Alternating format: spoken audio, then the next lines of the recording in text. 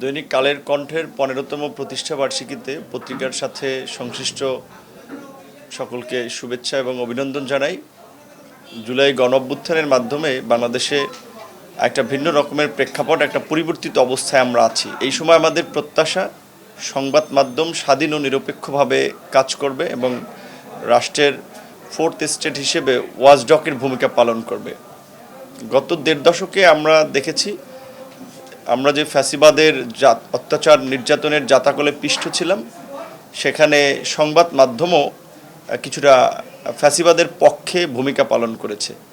জুলাই গণ অভ্যুত্থান পরবর্তী বাংলাদেশে গণমাধ্যম একটা স্বাধীন এবং নিরপেক্ষ সাংবাদিকতার মাধ্যমে বস্তুনিষ্ঠ সংবাদ পরিবেশন করে জনগণের আস্থা অর্জন করে জন আকাঙ্ক্ষার বাংলাদেশ বিনির্মাণে কাজ করে যাবে।